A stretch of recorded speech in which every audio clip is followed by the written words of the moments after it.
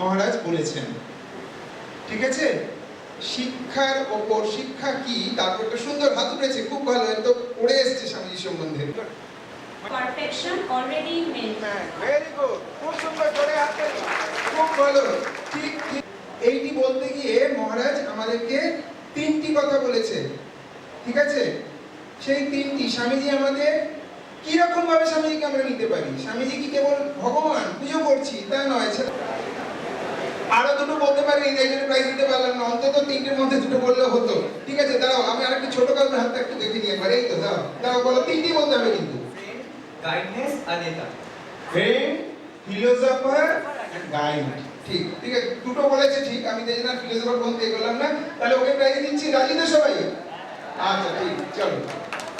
তাহলে পিছন থেকে শুনে বলে ফেলবে না, মনে না বলে দেবেন। হ্যাঁ, এদিকে হাত তুলে চন্দ্রামণি দেবী, ঠিক, ভেরি গুড, জোরে হাততালি দাও। এবার তোমাদের একটু সব মেয়েরা নিয়ে নিলাম, মেয়েদের তো একটাও মনে হাত ফাঁকা নেই, ছেলেরা কেউ কিছু নিচ্ছ না। আর একটা সহজ প্রশ্ন, ঠাকুর কোন গ্রামে জন্মগ্রহণ করেছিলেন? গ্রামে, ঠিক। অন্তত এই শ্রীরামকৃষ্ণদেবের এই জীবনীগুলো আমাদের জেনে রাখতে হবে, ঠিক কিনা? এবারে আচ্ছা, আমরা দুটো প্রশ্নে যাচ্ছি, উনি বলছেন দুটো প্রশ্ন দিয়েছিলেন। হাত তুলুন, যেটা মায়ের বাড়ির সামনেই রয়েছে, জগতের কাকে কাকে কাকে কাকে তার থেকে কার বাড়ি, জন্মবাড়িতে কার বাড়িতে দেখা দিয়েছিলেন? না না, কাকে সেই চতুর্ভুজে দেখা দিয়েছিলেন? মায়ের বাড়ি ঢুকতে গেলে ডান দিকে ছোট বাড়িটা রয়েছে, বানু হিসেবে। আপনাদের প্রাইস কোথায়? এই যে এখানে একটা প্রাইস, খুব সুন্দর, জোরে হাততালি। কাকে মা দেখা দিয়েছিলেন?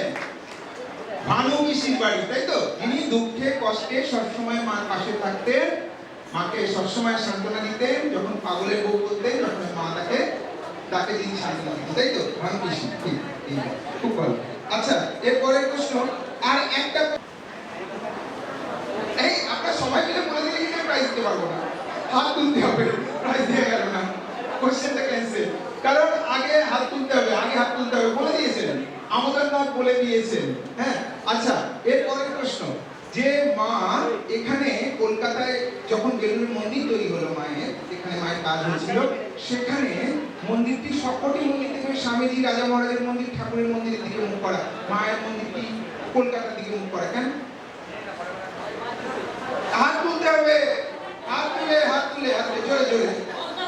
ওনার খুব গঙ্গা পছন্দ ছিল, গঙ্গা বাই ছিল, গঙ্গা পছন্দ দর্শন করছেন, ঠিক, জোরে হাততালি, জোরে হাততালি। তাহলে মার মন্দিরের মুখটা তাই জন্য বেলুড় মঠের কোন দিকে? আমি বিবেকানন্দের লেখা সৃষ্টি কবিতাটি আপনাদের সামনে আবৃত্তি করছি।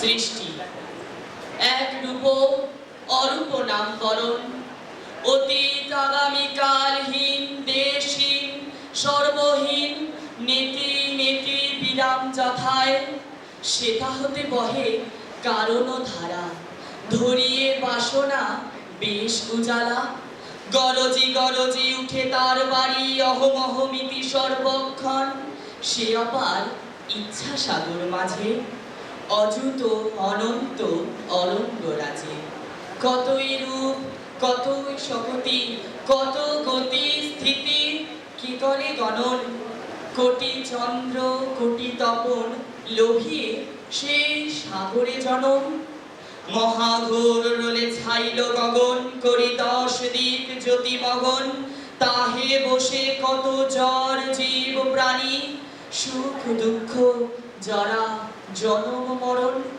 সেই সূর্য তারই কিরণ, সেই সূর্য সেই কিরণ। নমস্কার। পাঠশালার শিশু শিল্পী বৃন্দরা, সঙ্গতে জলি ঘোষ, শোভন মুখার্জি।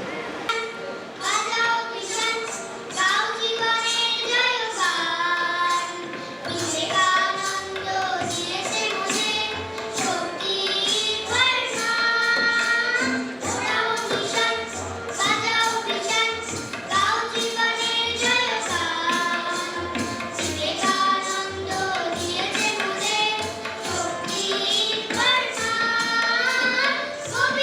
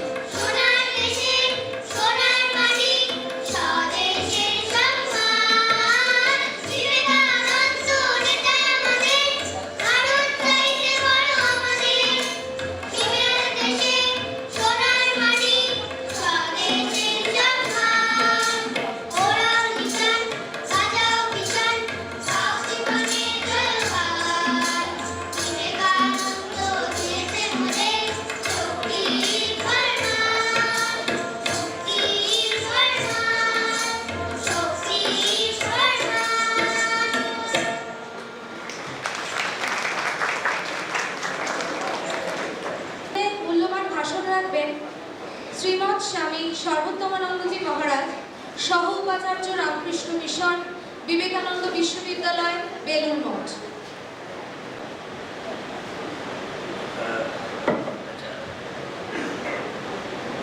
मंचे उपस्थित अध्यक्ष महोदय, मास्टर मशाय और ছেলে মেয়েদের যে ছাত্র ছাত্রীরা ওদের আমার ভালোবাসা और ভক্তপ্রেম। আমার আজকে ভাষণ আছে, তার বিষয় হচ্ছে স্বামীজির বর্তমান যুগের প্রাসঙ্গিকতা, ওনার উদ্দেশ্যের महत्व और प्रयोजन। प्रथमे आमी बोली थी कि आमार मातृभाषा होच्छे हिंदी, तो किन्तु आमी बांग्लाय भाषण देब, किछु भूल त्रुटि होले आपनारा एकटु क्षमा। ये छात्र छात्रीरा जे देखते पाচ্ছি आमी खूब कम बयस, तो एरा जे जन्मेছে स्वाधीन भारते, स्वतंत्र भारते जन्मेছে। तो स्वामीजी যখন জন্মেছেন সেই সময় আমাদের ভারত ছিল পরাধীন। তো ছাত্র ছাত্রীরা বুঝতে পারবে না কি সেই সময় কি রকম স্থিতি ছিল। আমাদের বুঝতে হবে ওই রকম যখন স্বামীজি যে সময় জন্মেছেন ওই সময় কি স্থিতি ছিল, তখন আমরা বুঝতে পারবো कि उनार जीवने ठाकुरेर जीवनेर की प्रासंगिकता। से समय एखाने ब्रिटिश रूल छिलो। ब्रिटिश रूले ओদের ওই সময় ওরা দীর্ঘ 200 বছর এখানে শাসন করেছে। সেই সময় ওরা মনে করেছে কি ওরা তো যখন এসেছে এখানে কয়েক মাত্র 50,000 কি 1 লক্ষ লোক এসেছিল। তো শাসন ব্যবস্থা চালানোর জন্য ওদের দরকার পড়েছে কি ভারতীয়দের নিয়ে ওরা শাসন চালাবে, ওদের দরকার ছিল ক্লার্ক। তো ওরা এক যে বিধিতে এখানে ক্লার্ক তৈরি করবে, তো ওরা একটা এখানে শিক্ষা ব্যবস্থা ওর চিন্তা ধারণা করেছে। তো লর্ড ম্যাকালের একটা বিখ্যাত ওনার উক্তি আছে কি উনি বলেছেন कि আমরা এখানে এইরকম শিক্ষা পদ্ধতি চালাবো যে শিক্ষা পদ্ধতিতে যে মানুষ তৈরি হবে তে শরীরে ওরা থাকবে ভারতীয়, কিন্তু মানসিকতা ব্রেনে ওরা থাকবে ব্রিটিশ। শুধু উনার যদি উক্তি থাকতো তাতে কিছু প্রবলেম হতো না, কিন্তু সমস্যা এটা হয়েছে কি উনি এই উক্তিটা ব্যবহারে পরিণত করেছে। तो আপনি দেখবেন কি সেই সময় যে শিক্ষা এখানে আপনার কলকাতা প্রেসিডেন্সি, তারপরে বম্বে প্রেসিডেন্সি, আর দক্ষিণে ছিল মাদ্রাস প্রেসিডেন্সি, এখানে এই শিক্ষা ব্যবস্থা উনি লাগু করেছে। ইংরেজি শিক্ষা এমনি তো খারাপ নয়, আমরা এখন তো সব ইংরেজি শিক্ষা নিচ্ছি, কিন্তু সেই ইংরেজি শিক্ষা সাথে সাথে ছিল কি আমাদের যে সংস্কৃতি তার অবহেলনা, আমাদের যে সমস্ত হিন্দি সংস্কৃত এদের যে আমাদের যে সমস্ত লিটারেচার যে তৈরি হয়েছিল সেগুলো কিছু শেখানো হতো না। আমাদের যে ইতিহাস, যে অশোক আর মুঘল ইতিহাস হোক আর তারপরে আপনার চন্দ্রগুপ্ত মৌর্য ইতিহাস, সে কিছুই শেখানো হতো না। শুধু শেখানো হতো আমাদের যে ওয়েস্টার্ন মূল্য, ওয়েস্টার্ন নীতিগুলো। তো সেই সময় যখন দেখবেন কি আপনার সমস্ত সমাজ যে আছে এই শিক্ষার কারণে ম্যাটেরিয়ালিস্টিক হয়ে যাচ্ছিল, আর একদিকে আপনি দেখছেন কি আমার যে ধার্মিক যে ছিল আপনার যে গ্রামে, তারা আরো কট্টর হয়ে যাচ্ছিল। তো সেই সময় জন্ম হয়েছিল আমার ঠাকুরের আর স্বামীজি। ভগবদ্গীতাতে একটা কথা আছে, একটা শ্লোক আছে, সে সবার মনে থাকবে, কিন্তু আমি বলে দিই, यदा यदा हि धर्मस्य ग्लानिर्भवति भारत अभ्युत्थानम् अधर्मस्य तदात्मानं सृजाम्यहम् परित्राणाय साधूनां विनाशाय च दुष्कृतां धर्म संस्थापनार्थाय संभवामि युगे युगे। মনে হচ্ছে অনেক লোক সংস্কৃত জানে না, তো আমি ওইটাকে অনুবাদ করে দিই।